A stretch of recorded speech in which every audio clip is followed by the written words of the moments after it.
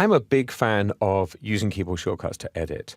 And I think most editors would agree that if you can take the time to learn the keyboard shortcuts in an editing system, it is just always faster. And of course, the difficulty is if you're working with multiple systems and how do you transfer from one to another. But actually, I think it only takes a couple of weeks to get to grips with the core batch of options like adding in and out marks and inserting and overwriting and so on. But there are some more advanced keyboard shortcuts that are often specific to a particular system. I just want to show you a couple of very, very useful trimming shortcuts that will save you potentially quite a lot of time on the timeline.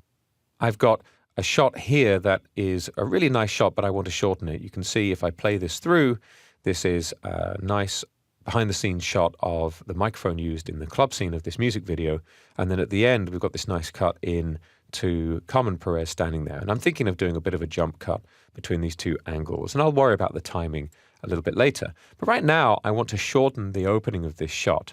Well, there's several ways of doing this. Actually, a classic way of doing it is to use the standard selection and then the / key to mark the shot and then mark an out point, for example, and now I can extract. So I can just click the button or press the apostrophe key.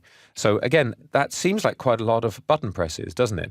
Well, it is. And again, if I just remove these, I've got the selection, I've got the marking of the clip. One of the nice things about this, though, is if you select multiple clip segments and then press that / key, you can select a whole region of the timeline this way. But I'm not going to use that workflow. I'm just going to press Shift-Control-X here on the PC. It'd be Alt-X on a Mac to remove the in and out marks. Instead, what I want to do is use a couple of trimming shortcuts and an extend shortcut. So let's say I want to remove the beginning of this clip. Well, one way to do this is just to press the Q key, and that's going to trim off the beginning of the shot up to the playhead. Now that was pretty fast. I'm just going to do it again. I'm going to undo. And now you position the playhead where you want the clip to be cut. And then if you press Q, the clip up to that point will be removed and it'll be ripple trimmed out.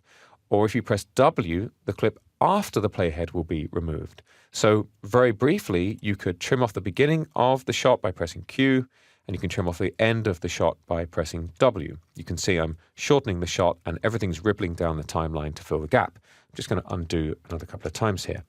Now, that's great, but there is another way. There's another option. What if I like the overall timing of my timeline, but I want to do a rolling edit? That is to click and drag to change both the end of the clip before and the beginning of this clip. Well, there is a way to do that as well, just using the keyboard and the placement of the playhead. Here, I've got my playhead set up, and I'm going to press the Q key with Shift. So just watch this placement of this cut. I'm pressing Shift Q.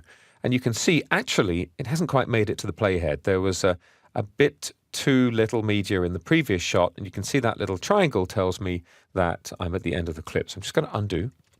And let's move the playhead back a bit and zoom in a bit so you can see this happen. So again, Shift Q will roll trim the cut to the playhead. There we go. So I've maintained the timing of both of these clips, but I've moved the precise moment of the cut. And of course, this is very useful if you're cutting action, as I was earlier, and you just want to move the precise timing of the cut. It's very easy to do. Shift Q does the beginning of the clip, Shift W will do the end. And there is yet another way.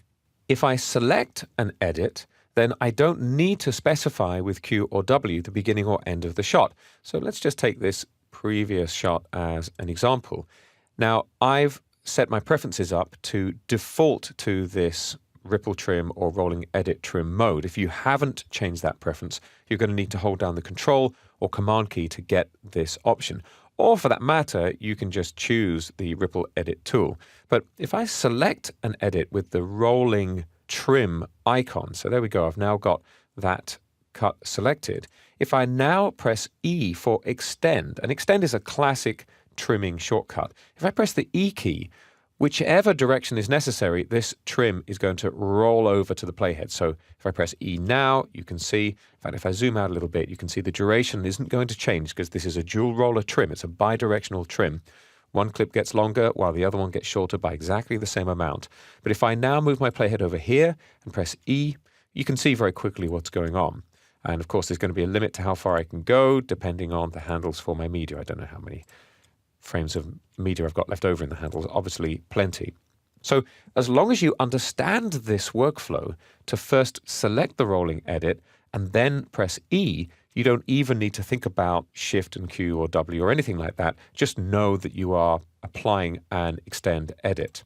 Now, in fact, if you hold down the Control key or the Command key, you can lasso to select an edit. And I'm a big fan of this because one of the problems I think we have as human beings interacting with these applications is that the buttons are getting smaller and smaller, and it's a bit of a pain just making those very fiddly selections with the mouse. In fact, a lot of editors use a tablet, maybe a Wacom tablet and pen, to make selections and to edit, just because it gives you that much more precision. But if you don't want the precision, you can just hold down the Control or Command key and vaguely lasso over a cut. You can see how easy it is for me to make that selection. And now I can say, yeah, let's extend to there, and I'm pressing E, and I've adjusted the timing of my cut. So that's just a few shortcuts that will speed up your workflow, trimming on the timeline in Premiere Pro.